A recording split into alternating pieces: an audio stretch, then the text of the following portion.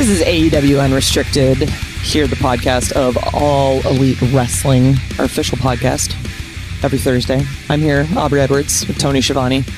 Mind you, Tony Schiavone is in bright canary yellow. So what's wrong with that? It's nothing wrong. I'm actually putting you over, man, because we've got this sweet new backdrop. Season 2, bright colors. I love it. You should definitely watch the video of this version of this podcast on YouTube. I'm a colorful guy. I like colors. You do. Yeah. And you're one of those dudes that doesn't just say, I'm wearing yellow. You actually say, like, lemonade. I'm wearing lemonade. Okay. What color are your shorts? This is viola. It's like a lavender. Yeah, it's kind of lavender viola. Yeah. I'm impressed, man. Thanks. It's good. So there's the colors down, Cody. What do you think of that? I think there's no better way to start season 2 than for you to be wearing lemonade. Thank you. I think it's the color of season 2. It's the color of You're wearing all gray. Our time. I am, and I was debating because COVID is what it is. You never know what's on screen anymore. You never know what's not. Sometimes it's better at AEW to not pay attention to all the factors. They'll stress you out. Exactly. So I just said, I'm just going to come in my workout clothes because I got to go work out. And I feel like we all made the right choice. Yeah, I was a little shocked you walked in, not in gimmick, with the suit and everything. But it's not a gimmick. I know. It's you. You're living the gimmick. I live it. Right. You know why I wear the suit? Why? I want people to know that I'm always open for business. I believe it. I want them when they walk in, if they are like, who do we talk to about this? Who do we talk? Oh, okay, we'll talk to him. The most professional looking one here. Maybe I don't always have the answer. And lately I've been saying flat out, I don't have that answer, but I can find you the person who does have that answer. And I don't make up answers anymore. I've found that's a bad call. Right. Let's find the right person. Let's get it set up. Right. I always was told you need to look organized in a disorganized world. Oh, gospel. There's nothing more disorganized than wrestling. So you look at Cody walking around with a tie on and a format in his hand, and you think, we got it going on backstage. We're all together. And as you know, in wrestling, a lot of times backstage, we ain't got it all together. No, it's the appearance, the confidence. We also have a lot of extra talent and young, super, and I mean this not in a negative way, just genuinely inexperienced talent. And I want them to always have some sort of sense of calm and security about the workplace, and maybe that is part of it. And I also try to check all our relationships. That's a big part of my day. I found that that's a big part of the day. Check in with every single person who needs to be checked in with. Define who needs to be checked in with. Everyone on our show, for the most part. It's very difficult to have a long interaction and conversation with everybody, but I don't want anyone to ever feel like they're unimportant. Jim Ross is a pretty good example. JR is widely regarded as the greatest announcer of all time. He's on our show. He's next to the silver-tongued Tony Schiavone, who I've known my whole life. Known both of them my whole life. They argued once on air about who's known Michelle longer while I was in the middle of doing a bunch of spots. And then I laughed at, like, this match could be over by the time you figure out who knew my mom longer. But he's somebody that he comes right back through and nobody's like, damn, Jim, you killed it. Great job, great job. And I actually feel like someone should be there to tell them great job. They're out there all night. Someone should be there they're just the big part of the show. So that's more what I mean with interactions. I want everyone to know, like, hey, I know what you're doing tonight. Can't wait to see it. Or that's top to bottom. I try to, for the most part. Again, the bolts, maybe the people are the bolts. The bolts. Yeah. Anything could really be the bolts. Yeah. It's a massive operation. It really is a massive operation. And with also our footprint at Daly's Place, we just more people just keep showing up. Oh, my God. New people. Why does QT keep bringing in people? Yeah, QT is just the saga of QT is really uncomfortable for me at this point. Uncomfortable? Well, I'm really proud of him. He does great work. I'm really proud of him. He's basically Tony's quarterback coach at this point. Like, I'm really proud of him. But, brother, you were hired to be my assistant. And I don't have an assistant. So, and now people come in and they come to my room, come in, open the door. Is QT in here? No, he's not. Oh, never mind. What can QT do? I asked CD what can he do that I cannot answer? And then the best was thinking I would have an answer. Yeah. The question was one, that I just said you got to go find QT. So I'm very proud of him. He worked his way into a system. He's a very carny, classic wrestler type, real brothered up. He's a brotherly type, but he has been a wonderful addition to the crew. I think all the EVPs have brought people on board, and we secretly look at their others like, oh, my guy's doing better than your guy. Right. And that's a good competition because you can't have blind spots. If you're bringing somebody in, they better deliver. And I didn't mean to talk about QT, but that's where we're at. Yeah. Well, he does great work. You need to get yourself another assistant then. Yeah, you do. I wanted... We're just throwing it all. Yeah, that's what we do here. I wanted to get Veda Scott. Oh, I love her. And I never even mentioned it to her, and here's why. It would just be QT 2.0. Why? Because QT envisions himself as The Rock. That in his mind, right? He is The Rock. He has big aspirations. All right. I think anyone who's in the entertainment business like Veda's in as well, she has aspirations. Sure.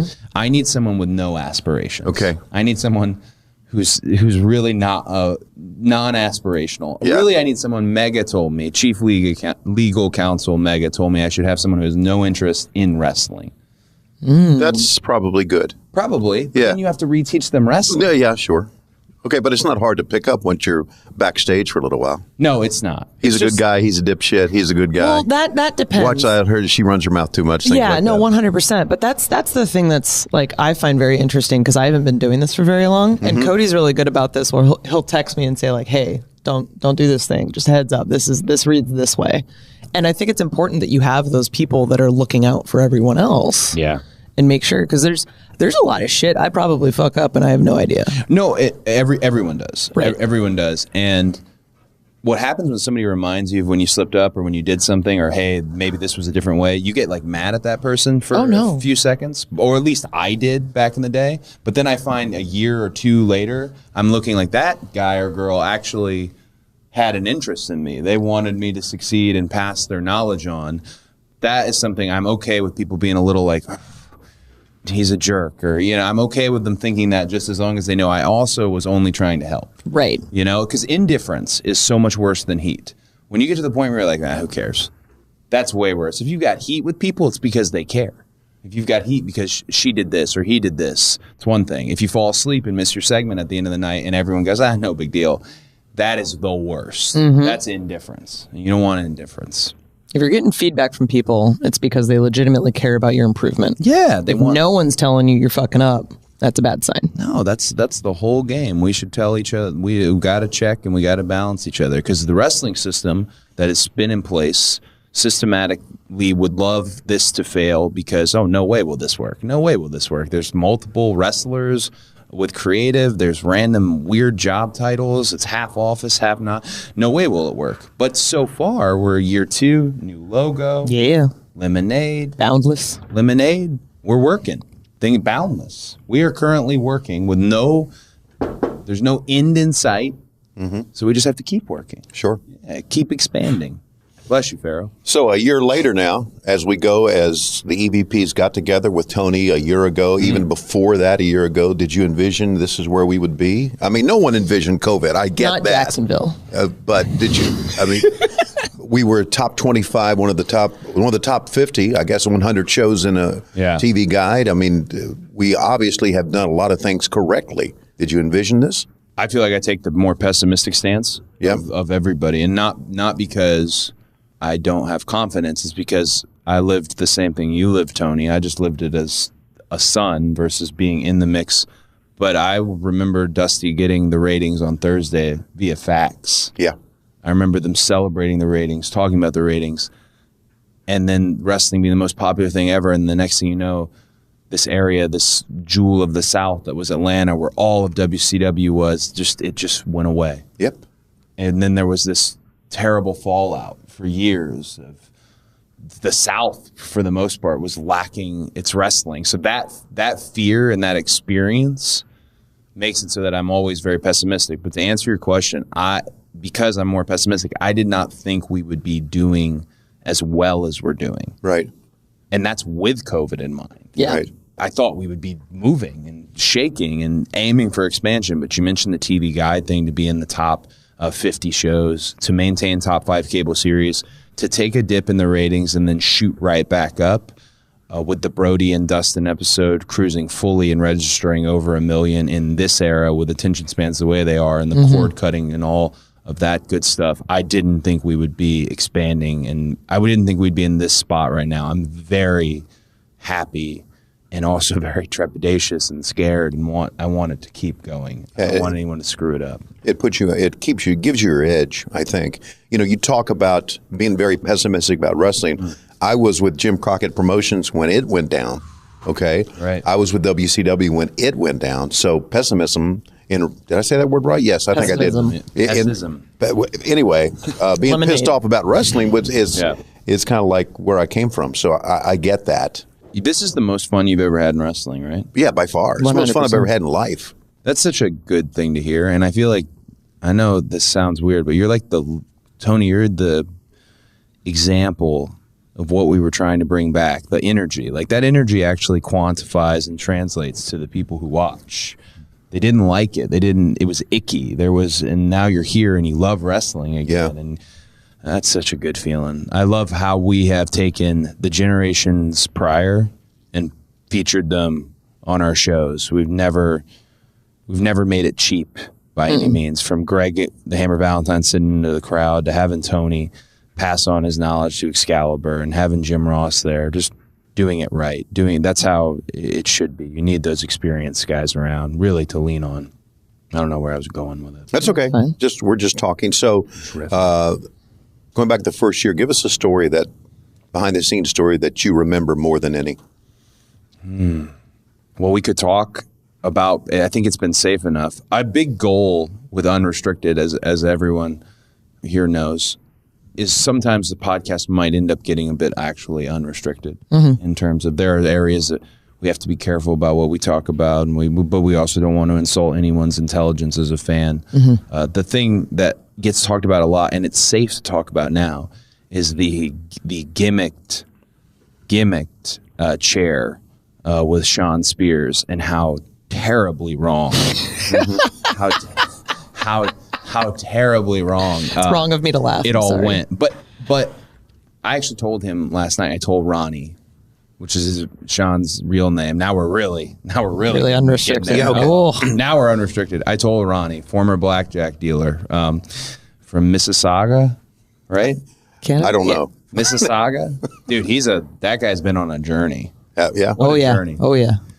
I had told him it's entirely my fault what happened. Really? The whole thing is my fault. The whole thing. And the scene when I came back, and I did not have a concussion, but I definitely was shell-shocked. When I came back and Steve Yu and all the Comeback Studio guys were filming a very real moment, but I saw out of the corner of my eye as I headed for the training room, Moxley and Tony Khan just ripping Spears to shreds. And I hadn't seen that side of the owner and the founder, the chief, the boss, Tony.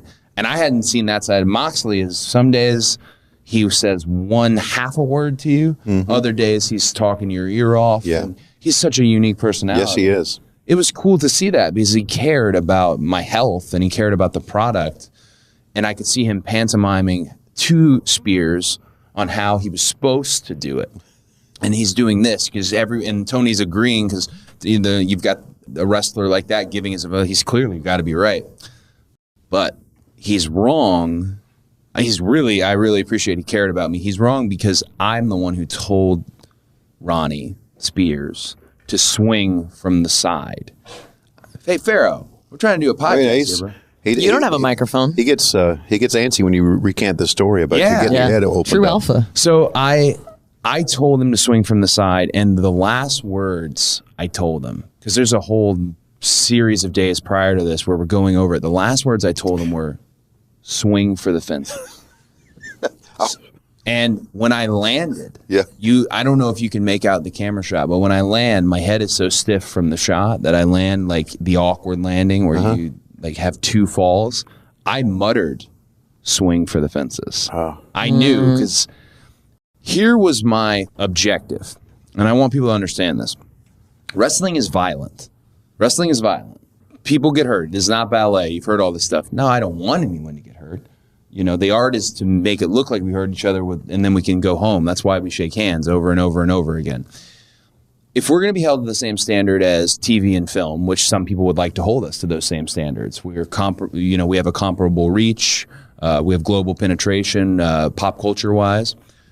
Well, then if Captain America can be swinging his shield around, hitting people on the head with it, no one's crying headshots. No one's blaming this modern generation for whatever the hell they did in 1990 something with Mick and Rock and Shamrock. That's not our fault. So I wanted to take chair shots to the head back for the boys. But I wanted to do it safely. Here was the plan. The plan was, and I explained this because everyone was pretty adamant against it. I said, we'll do a chair shot to the head, but we will literally gimmick the chair. So gimmicking the chair would have been nice to have a person who knew how to do that, but it went from, my friend, order this off Amazon and see if this would work. Or if we take the cushion off, is it super thin like sheet metal, like a cookie sheet? Like if we play with these chairs, but then it won't look like a wrestling steel chair. So what do we do? So Charlie Ramone, I don't know how much you know about Charlie. He saved Moxley in that moment. He's been in a bunch of random segments. I would classify Charlie as what we would call our magic department.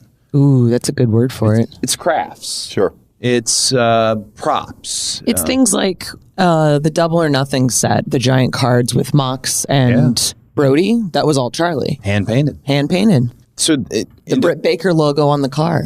All the crafty things. In WWE, the department was called Magic because it could be, hey, can I get some costume jewelry? To can I get a sledgehammer that's actually rubber? And these are the eight different versions of it, et cetera. It was actually a full department. So Charlie kind of filled that void. But before he ever filled that void, because he's doing great now, he was briefly the head of our props division. He was also fired the same day he was head of our props division, and that, because of how bad this all went. Plan was Charlie was going to sand the seat of the chair, sand it, so that it was a cookie sheet. A cookie sheet can't hurt anybody. Can't hurt anybody. But it sounds like it. It sounds like it does. It's not unlike why we hit each other with the trash can lid. It's weird that in these wrestling street fights, we always somehow find that trash can lid from that steel trash can that no one's had in years. But it makes a great sound. It looks good. He was going to sand the seat of the chair and then again swing for the fences. So I wanted to see it, and I, being very organized, organization being a thing, I said, well, I want two of them. Because what if we decide to do one in the middle of the day to test it? I want to have two of them. And then you mark them with a piece of tape and you leave them in my office. Right. I remember walking into your office to call a match, and there's two of them there, and one of them has a bunch of tape on it. You're like, hey, let's make sure we do this one, not this other one. That was the gimmicked chair. The night before, walking to that Oceanfront Center or whatever it's called there in Daytona, Tony Khan is adamant that Charlie hits him with the chair. And I was adamant that he is not hitting you with the chair. You're not taking a headshot. No, if you're going to take the headshot, I want to take the headshot. I really appreciate it, but we're sanding this thing down, and we can't dent it. And if we dent one, then perhaps we should have.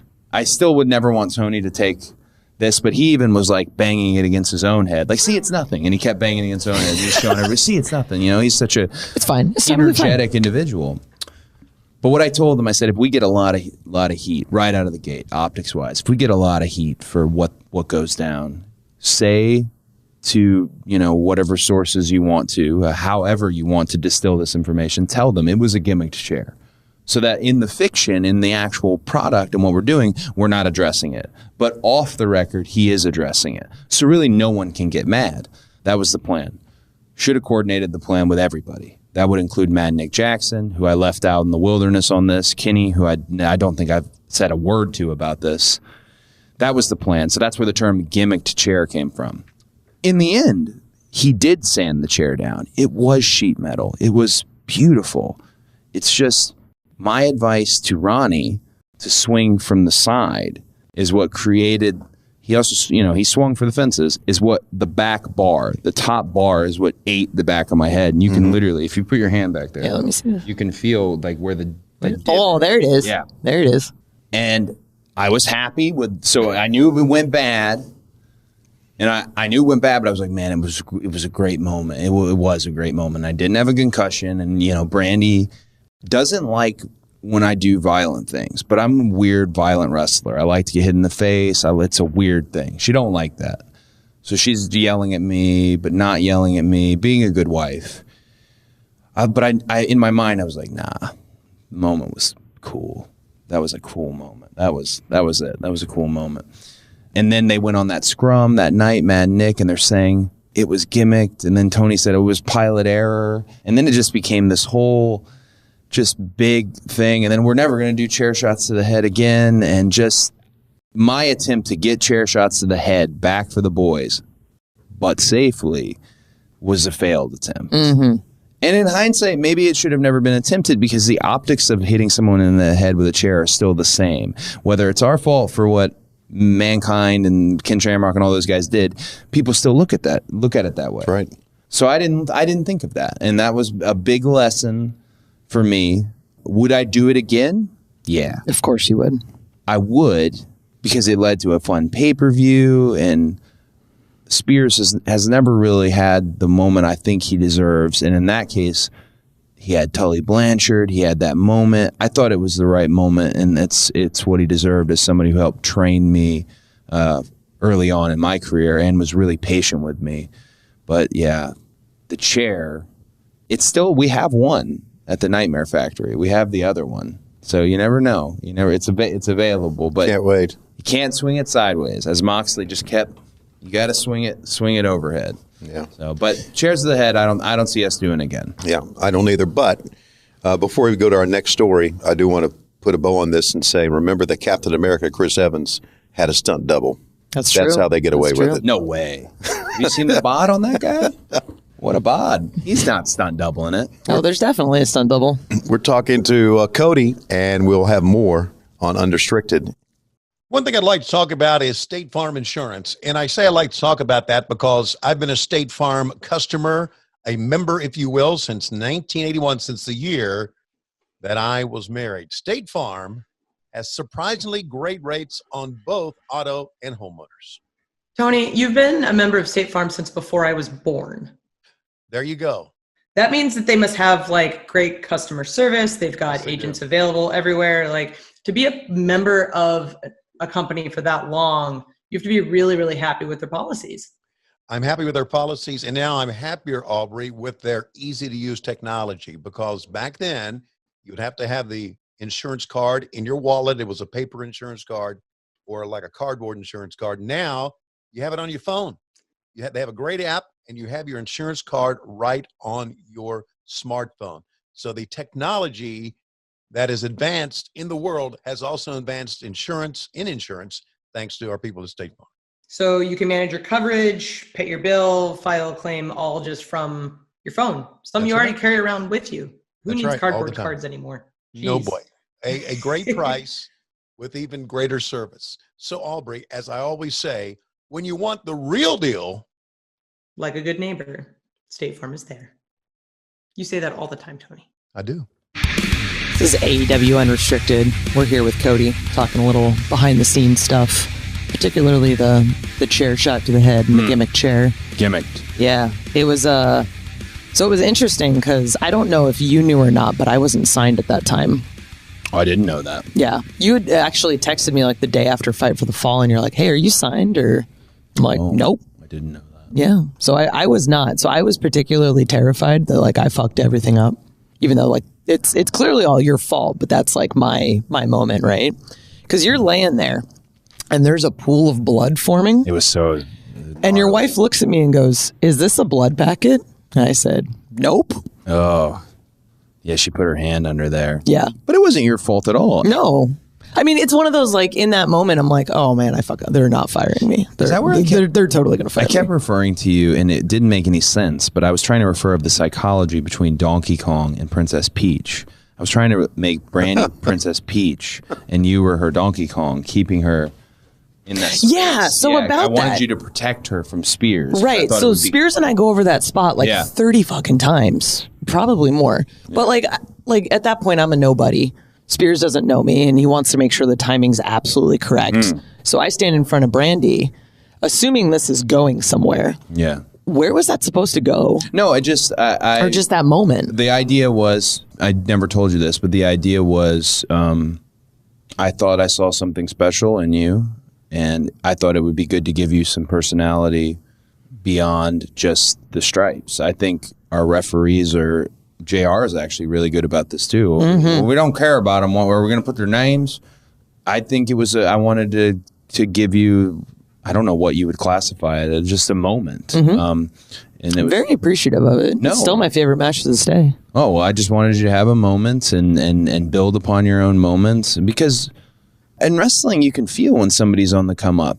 Because you said you were a nobody. My big rule in wrestling is nobody's a nobody, and I teach with the kids, the rookies at the Nightmare Factory, the first thing I teach them is, like, anyone can walk in this room at any point and change your life. Like, don't be too cool for this. Don't be looking over your shoulder, which is what a mutual friend between Tony Schiavone and I have, an older wrestler, a man who always looks over his shoulder looking for the next famous person to walk in the room, and how can they make me famous? How can I get them to do my thing? Blah, blah, blah.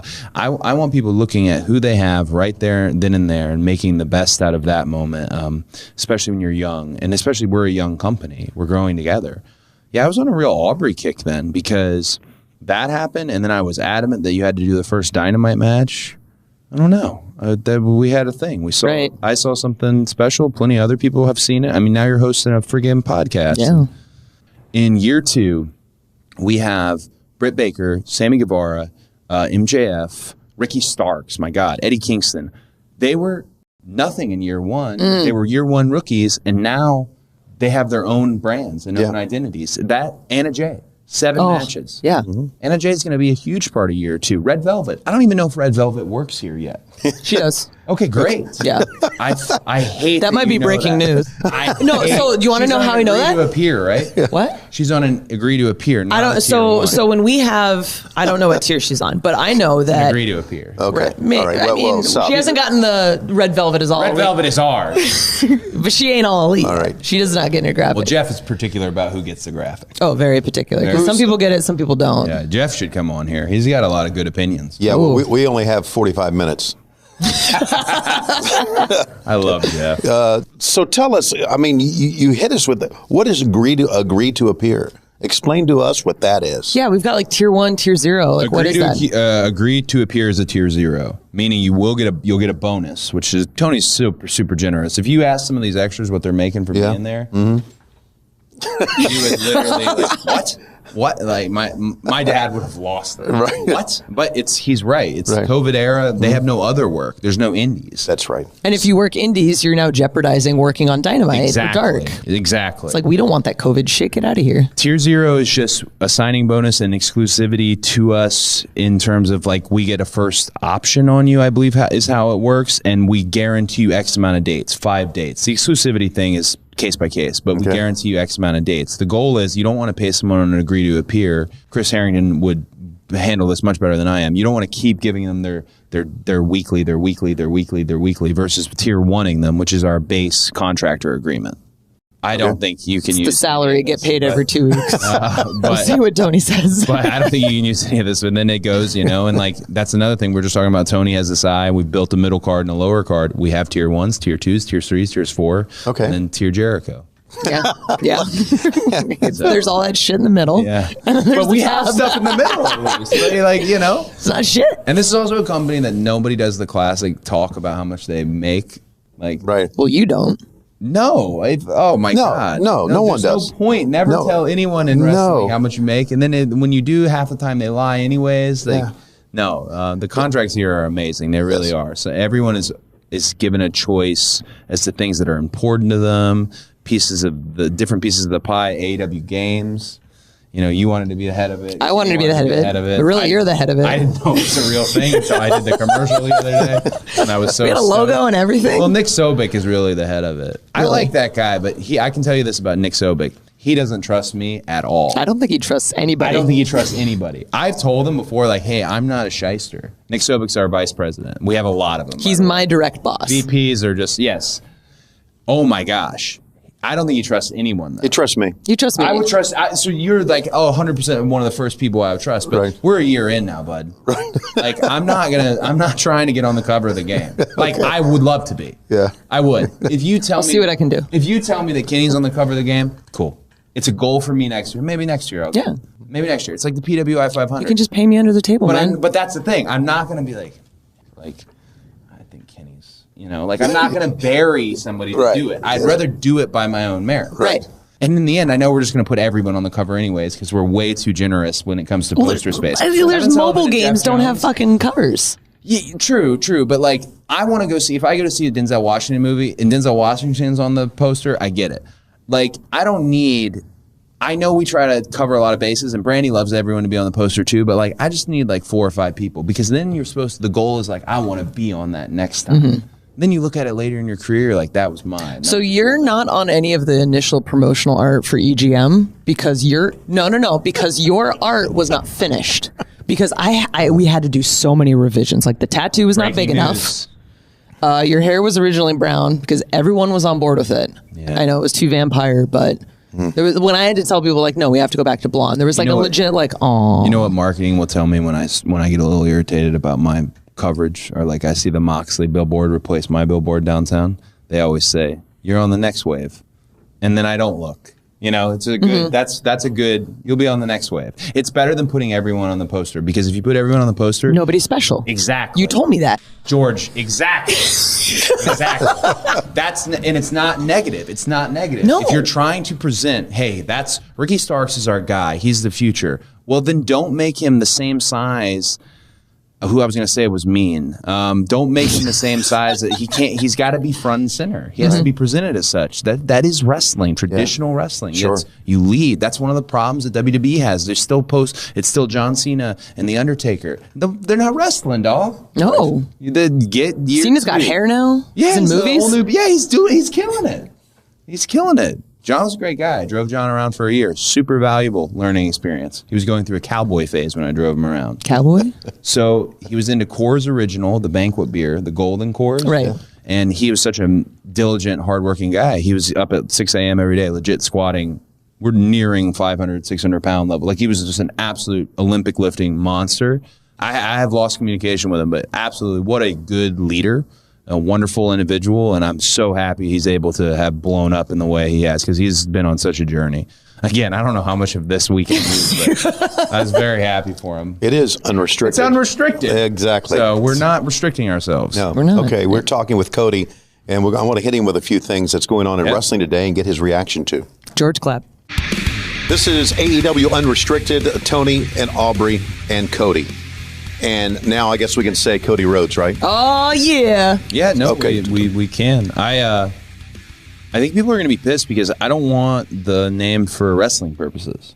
I wanted it for outside project purposes. Okay. Because outside projects don't get it when they're like, hey, what's your name? And like, well, it's Cody.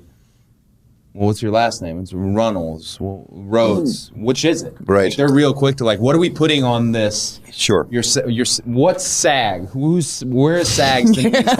Oh, okay, yeah. And then they get confused, and then you never want to come into someone else's house, which is a wrestler. You're always a guest in their world and have pre-existing like legal issues. They're not just going to put the American Nightmare Cody as much as I would want them to. But wrestling, I like just Cody. But yes, we are free to say it. And that was a very positive and great thing that just recently happened.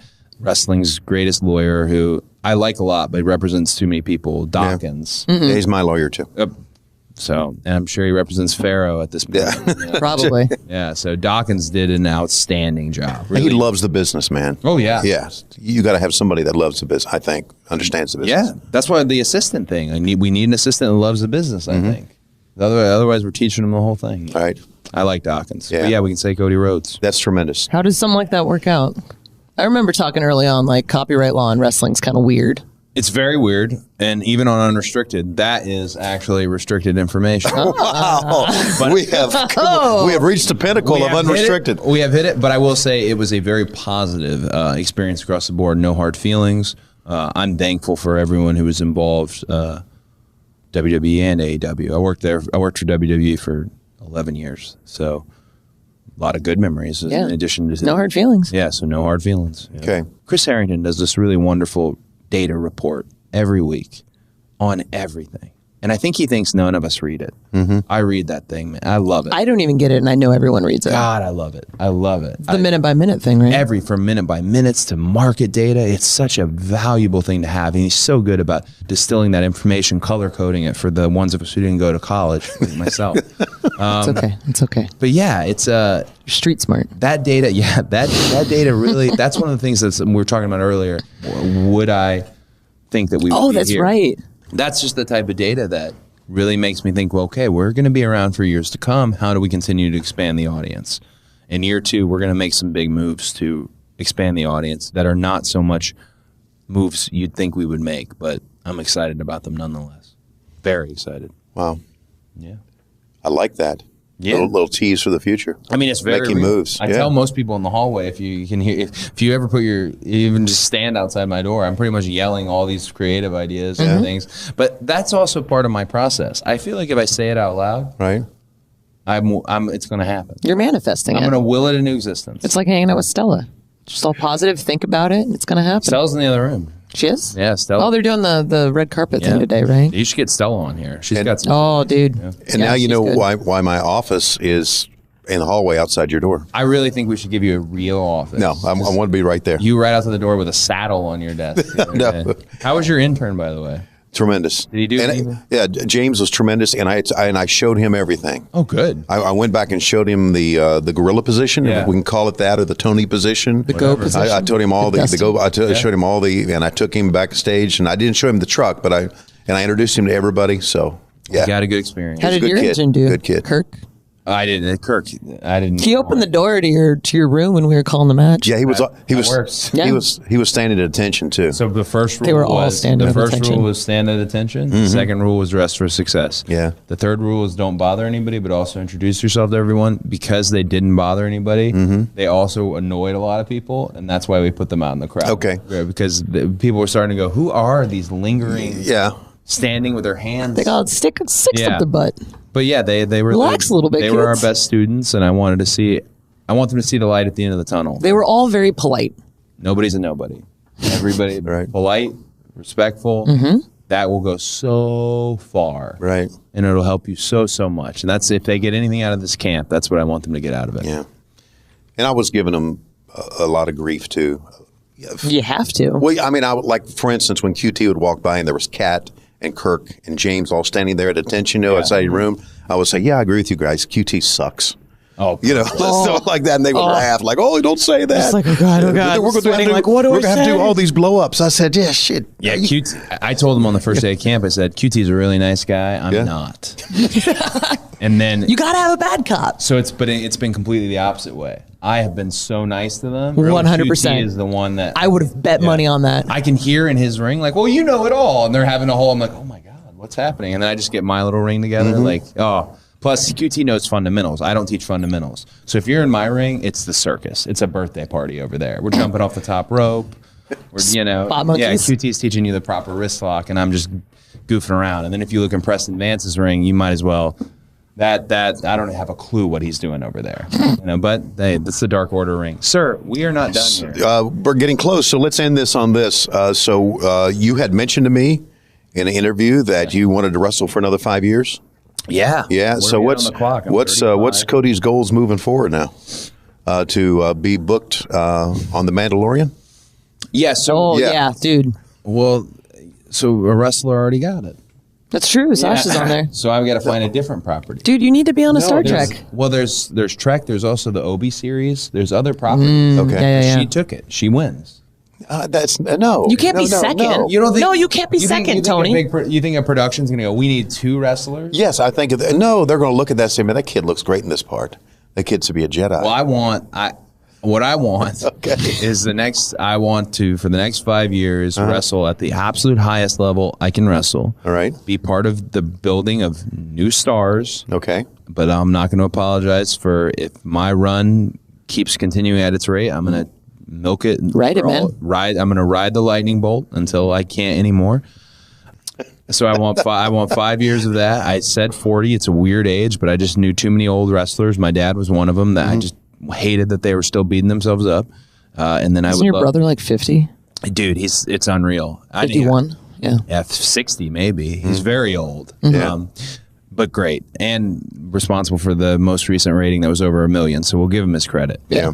But I want to do that, and then I would love to parlay. I want to stay the executive vice president of All Elite Wrestling. I told Tony this until I die. This is where this is the end of my. Oh yeah, you don't really have another option. That I can't necessarily go back. The others can change. I really can't, and I want to stay here fully when I'm done wrestling in 5 years. But I also want to parlay it into some third party projects, stuff like Go Big Show, and just different acting. Of course, is a realm that like Tony's management's got me this great acting coach, and they've shopped me around, which is beautiful, and I want to be part of that, but as long as it doesn't take me away from here. And then I want to run for Senate in the great state of Georgia. Ooh. And that's it. And then maybe I'll let you be the head of AEW Games. And then maybe I can come back head of AEW Games. That's my goal. You rocked a turtleneck, man. I know. They're great photos. They don't coincide with my wife's got different goals. And those visions got to intersect to a degree. She's been really understanding of all these routes I want to go, and that's it. Wow, I could keep going about the things I want. Yeah, and just manifest them positive, Stella style. Stella style. There we go. Looks like, and I never thought I'd say this. Looks like being a political operative is in my future. In the state of Georgia. A political operative? Yeah. Oh, my gosh. Dude, honestly, I grew up there. Yeah. Oh, I know. I want to take the sphere of influence I have and just help people. Yeah. Georgia's a very... You're doing it here on a smaller scale. Yeah. Why not do it for the world? Just I want to help people, and I love speaking to people, and I just want to help. I feel like the art of politics and government and the bureaucracy of it all is so lost on the initial part. Why certain good people in politics shine so much is because there's not enough of them. That's right. Not enough of just like, oh, that's a good guy. Yeah. That's a good girl. Like, they're good people, and I just would like to be that. And I know Georgia, backwards and forwards, we're a B market that thinks we're LA. Yeah. We're not. No one's coming to our sporting games other than UGA football, I know who we really are. But it's a great place to live. But it's the best place. It is tremendous. I always Stop banging on the table. Yeah. It's the best. Stacy gets real mad when you do that. Okay. Sorry, Stacy. So, Cody, thanks. I hope we can use all this. Hopefully. It looks like about 30% will be usable. Okay, great. Yep. Well, that's better than zero. That's a good ratio, actually. That's more than I thought. Staying positive. Subscribe to AEW Unrestricted, whatever portion of this airs, for free, wherever you get your podcasts. You can check out the video of the podcast on YouTube. Just search AEW Unrestricted, and you can see my lemonade top. But you can't see my purple bottom. You can see Pharaoh walking around. Okay. He had a good time. And also tune to AEW Dynamite Wednesdays, 8 o'clock, 7 Central on TNT. Cody, thanks, man. Thank you guys very much. We can do the next one. We're going to have to. This got to be version or episode 2 of this coming up soon. I'll keep coming. Got it. Keep coming. Sweet. I'm Tony Schiavone. I'm Aubrey Edwards. Thanks for listening to AEW Unrestricted.